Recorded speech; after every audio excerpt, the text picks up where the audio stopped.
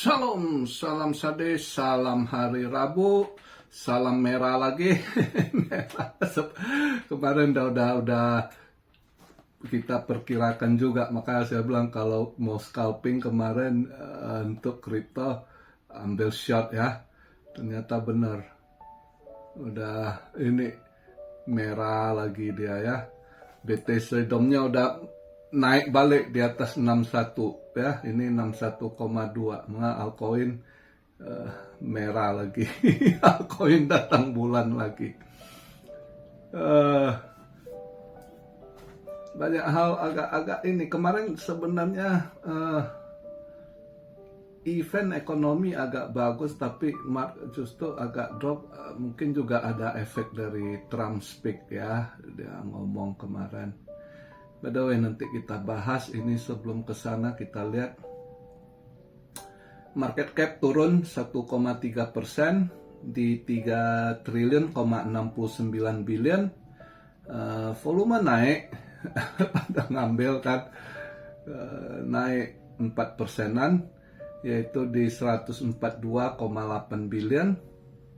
Nah, BTC domnya ini nggak bersahabat, ini 61,2 ya.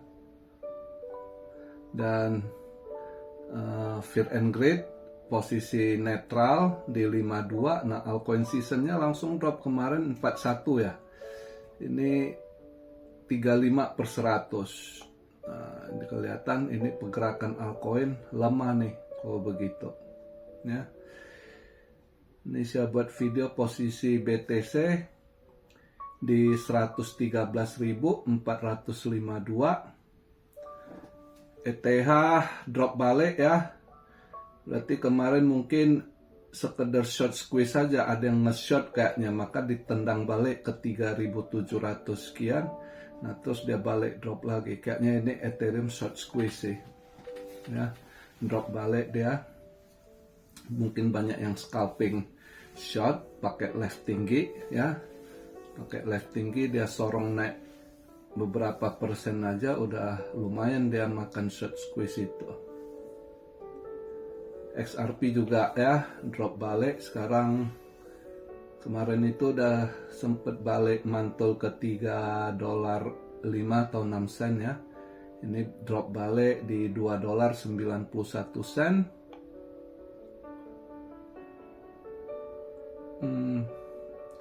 Ya pada ini sih rada drop balik ya.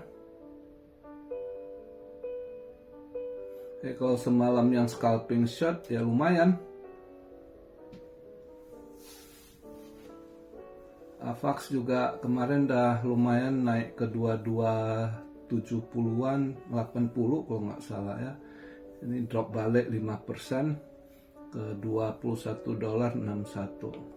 Jadi saya untung udah lepas ya, syukurilah rezeki udah ada ya, lumayan lah. Mental MNT yang ngeban balik, ini pasti banyak yang nge-short ini, jadi dia ngeban lagi ini. Nah, ini boleh kalian pantau nih ya. Nanti lihat kalau volumenya drop ya, udah ada tanda-tanda candlenya, kalau pengen short boleh. Ini lagi mungkin dari kemarin banyak yang masuk, jadi dia short squeeze, dia sorong balik nih ya. Itu boleh dipantau nanti.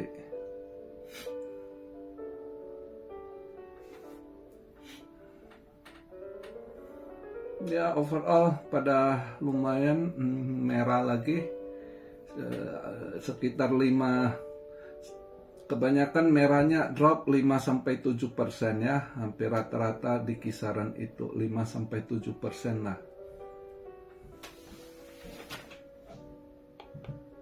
Padahal semalam kalau lihat eventnya itu ya, data ekonomi not bad gitu ya. Justru eventnya kelihatan not bad, tapi akhirnya dolar agak jadi lemot dikit, merah tipis, dia nutup gitu ya. Padahal kirain dia bisa menguat kemarin karena lihat dia eventnya agak positif. Ternyata mungkin faktor dari Trump juga ya, dia speak interview soal tarif gitu ya. Mbak kita lihat. Semalam saya dapat lumayan, saya TP kan. TP terus saya sisain 25%, saya lihat ini kayaknya mau mantul balik. Akhirnya saya TP balik semua, walaupun udah agak, karena dia udah mulai naik balik. Ini kayaknya mau mantul. Bener, dia sorong balik ke atas ya. Ya udah. Nah tadi pagi saya masuk lagi di posisi sama. Kemarin kan saya dapat di 3379. Tadi pagi pas saya lagi ngecek, padahal udah sempet ke 3386, tapi waktu itu saya nggak dapat posisi di atas gitu. Lagi ada kegiatan nggak cek, terus dia agak drop. Pas saya lihat di 3379 lagi, ambil nggak ya? Ambil lah, karena kemarin saya lihat di 3379 gua ada rezeki, gua ambil lagi tadi, shot lagi di 3379. Siapa tahu ada rezeki lagi nanti ya. Ini udah ada rezeki agak, udah ada cuan sih kelihatan, tapi mungkin tunggu dikit lagi kalau dia bisa drop baru TP. Kayaknya angka hoki juga tuh. 3379. Nih lihat tuh semalam ya, dia punya S&P Global Composite hijau, S&P Global Service PMI hijau ya, di atas forecast ya kan. Yang composite forecastnya naik 54,6, justru di atas forecast 55,1. Global Service PMI-nya juga naik di 55,2 ya, forecastnya justru masih di atas forecast 55,7 ya. Nah terus ISM Manufacturing Price-nya juga naik, dia punya non manufacture PMI-nya turun dikit ya, turun dikit. Sebelumnya 50,8, forecastnya naik 51,5, tapi dia di bawah forecast 50,1. Tapi yang lainnya ISM non manufacture-nya 6, lumayan tuh manufacturing price-nya, yang sebelumnya 67,5 dikira turun 66,5, justru di atas, bukan di atas forecast, di atas sebelumnya juga 69,9 gitu ya. Nah mungkin dia agak drop balik dolar dengan 3 years note auction-nya ya, bond yang 3 tahun itu drop ya. Sebelumnya 3,8, hampir 3,9%, 3891 ya, drop dia 3,6, 3669%, 3, ya, mungkin itu juga yang akhirnya agak buat agak drop tipis. Kan waktu saya buat video itu kan dolar indeks kemarin 98,5 sekian ya. Ini dia agak drop 98,4 gitu. Merah tipis ya. Nah makanya SAW yang udah turun dia nendang balik ke atas gitu. Tapi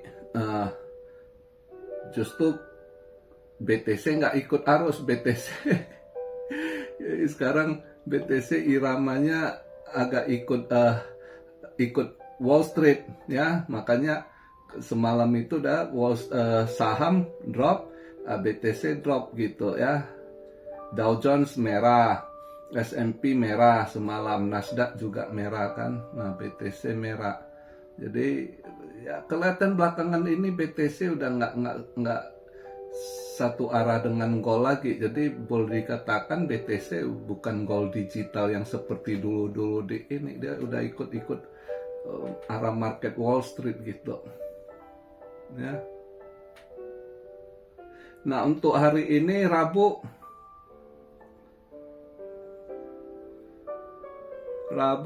crude oil inventory. Nah terus nanti jam 1-nya ada 10 years note auction. Ini penting, ini yang efek juga ke dolar, 10 years note auction-nya ya. Ini 10 years-nya kayaknya juga kalau drop bisa aja ini, tapi kalau dia nggak drop 4,3 ya lihatlah 10 years-nya ini. Kalau lihat kemarin yang 3 years drop, bisa juga 10 years ini juga agak drop ini ya. Kalau agak drop 10 years ini mungkin dolar bisa agak turun juga. Nah, goalnya bisa nanti mantul balik hijau tuh. Maka nanti kalau gua TP dulu cari aman ya.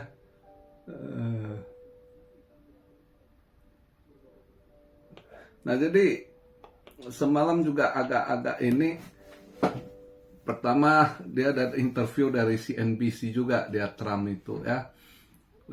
Berbagai hal soal tarif, kebijakannya gitu ya. Nah, terus juga bank, rupanya sekarang dia serang bank ya. Jadi ini akan dibuat ada kebijakan, akan dicek juga bank yang nggak bersahabat dengan kripto, itu akan dicek itu ya. Jadi sekarang kebalik. Kebalik. Dulu waktu masih si Bideng ya, bank-bank itu takut dia reject ya, kita kalau yang pakai kripto, yang misalnya di Amerika pakai kripto mau withdraw, mau cairkan, banyak yang dilarang bank pada ini justru sekarang bank yang nggak bersahabat kripto di sweeping sama tim Trump gitu. Jadi berputar. Total berubah arah sekarang. Jadi dia cerita, jadi bank-bank ini memang kurang ajar, udah tahu. Jadi dia cerita dia dengan Bank of America ya, itu udah punya hubungan, padahal duit dia kan million gitu, dia taruh di banknya kan. Jadi ada waktu itu di zaman Bideng lah sempat ya, mungkin bank juga ini pikir dia nggak bakal menang ya, itu Bank of America sempet mau tutup akun dia, mau pindah, suruh lu cabut. Dia bilang, gimana lu treat gua udah 35 sampai 40 tahun gua pakai bank lu, begitu lu treat kata. Jadi diskriminasi ya. Nah, dia cerita sekarang gua balik jadi presiden itu yang dulu ini dia punya CEO atau dia punya direktur lah di bank cabang itu, sekarang dia kiss my ass, dia bilang. Jadi banyak, jadi dia sendiri udah merasakan diskriminasi, maka dia bilang ini mereka ini harus diatur, ditertibkan gitu, karena mereka nggak adil, diskriminasi. Jadi saya saja saat itu mantan presiden, waktu itu mantan ya, udah satu periode, gua aja didiskriminasi, apalagi orang lain gitu. Nah, ada betul juga. Sama seperti ini kan, di Indo kemarin itu akun-akun yang ini langsung ditetampak ini, itu sebenarnya senonoh, itu nggak ini loh. Itu diskriminasi juga ya. Harusnya kalau mereka mau ini harus ada pemberitahuan, kasih waktu orang, misalnya 3 bulan sebelum dia mau, let's say dia mau tutup dengan alasan dia mau blok transaksi ilegal, koruptor atau judol kan, lu harus kasih pemberitahuan buat banyak orang awam yang nggak tahu, jangan langsung di freeze, dibekukan orang. Itu diskriminasi itu namanya ya. Jadi ya itulah. Nah, mungkin itu semalam yang agak ini soal tarif ya, mungkin itu juga yang buat market agak negatif setelah Trump speak gitu ya. Itu satu hal. Dia juga kayaknya mau lebih awal juga dia calonkan chairman Fed yang baru ya, kemungkinan ya, lihatlah berbagai hal isu sekarang, dan juga yang agak memanaskan Amerika dengan Rusia. Jadi semalam ada yang komen, menurut Om gimana, apakah bisa terjadi perang sama Amerika sama Rusia? Bisa aja kalau mau masuk gini, dia ada yang intinya harus ini, Trump nggak boleh pakai ini, mau pakai kekerasan, kasih pressure gitu, nggak. nggak bisa, si Putin ini nggak akan terima pressure. Ya, Putin ini lo harus pakai soft gitu. Dia ini kalau lo pakai pressure ya akan terjadi perang gitu. Ya, jadi ini juga yang kita agak hati-hati. Kalau sempat saling panas, itu akan terjadi tuh. Bisa aja perang nuklir, ya, karena udah dikirim diaktifkan, ya. Putin nggak akan takut. Dia udah pasang ancang-ancang. Sebelumnya itu dia udah siap-siap. Dia udah siap-siap. Suatu saat kalau dia diserang Amerika, dia udah ada kaki tangannya, ya. Misalnya mana? Dia udah ada sembunyikan rudal di Kuba. Di Kuba itu dia sudah jalin, ya, komunitas dari negara sekutunya, negara komunis, ya, kayak Kuba, ya kan, North Korea, ya, Korea Utara. Pokoknya itu tandem-tandem mereka lah, temannya gitu, yang kalau ini diserang, dia diserang, perang, mereka akan serang juga pakai nuklirnya, ya. Dan di Kuba itu dia udah tempatkan dia punya senjata gitu. Jadi kalau sempat Amerika serang dia akan luncurkan itu, dia punya senjata yang dia sembunyikan di Kuba, ya. Dan satu arah lagi dari Korea Utara mungkin. Dia sama Putin sama Kim Jong Un sekarang hopeng banget gitu, ya. Hopeng banget karena masing-masing lah ada kepentingan. Dia butuh tentara, ya kan, dia butuh tentara dari Korut untuk bantu dia perang sama Ukraina lawan NATO. Dan Korea Utara sendiri butuh dukungan Rusia sama Cina. Jadi Korea Utara ini sekarang yang dia dengar cuma dia patuh sama Rusia sama Cina. Kenapa? Dia mau minta jadi anggota BRIC.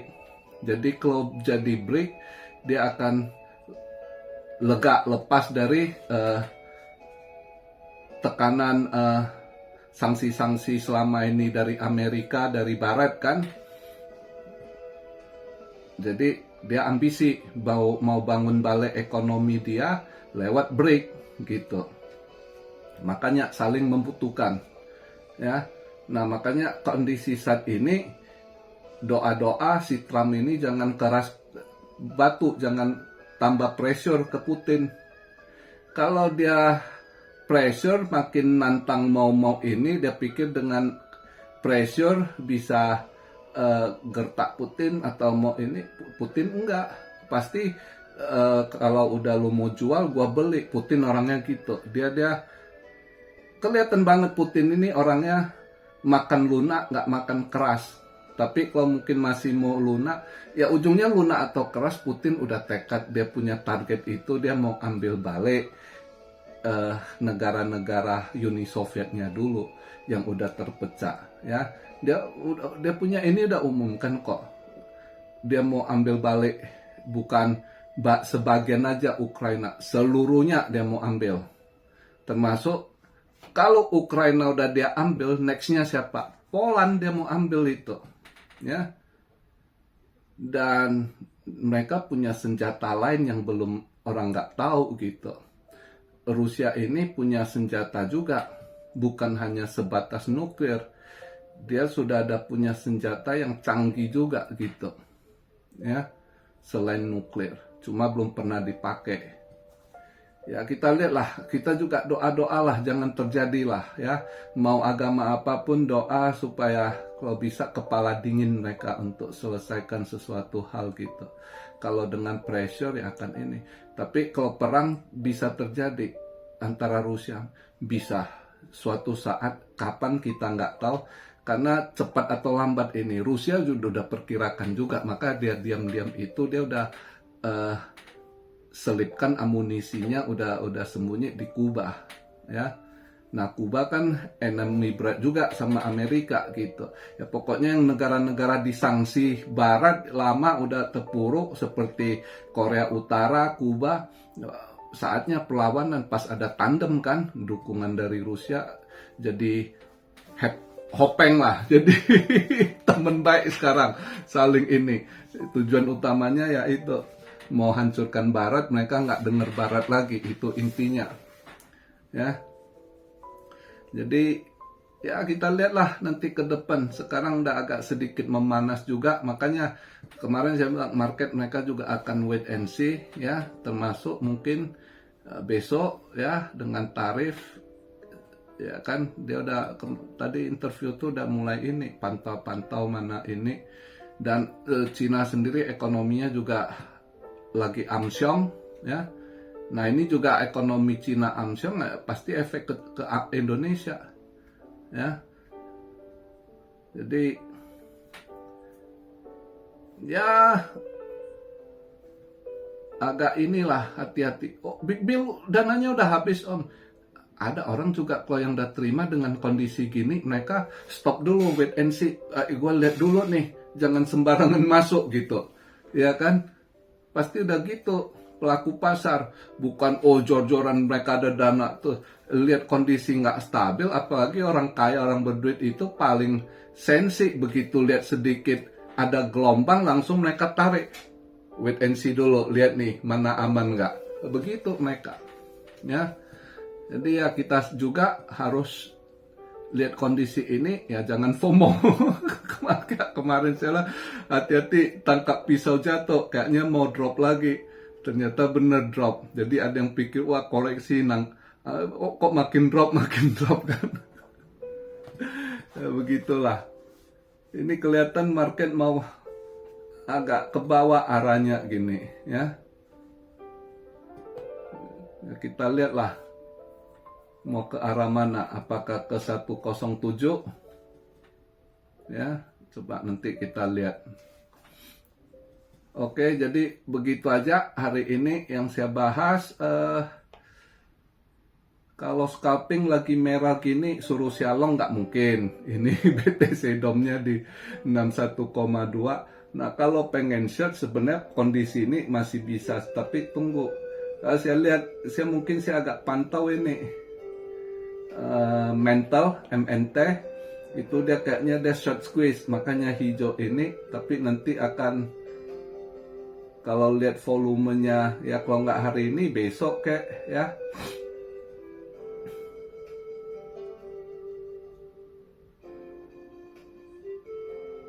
Itu yang dilihat.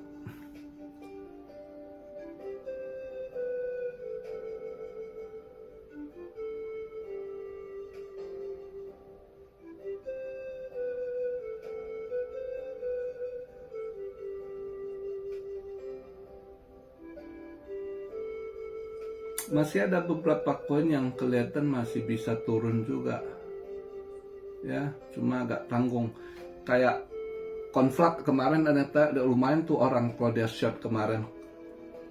Conflux ya, CFX ya, ini agak hijau sedikit, mungkin banyak yang ini. Lihat juga itu nanti masih bisa di bawah 20 sen itu. Sekarang saya buat video 20 sen, cuma kemungkinan banyak yang ini short, dia sekarang agak hijau balik ya, tapi kelihatan itu akan drop lagi.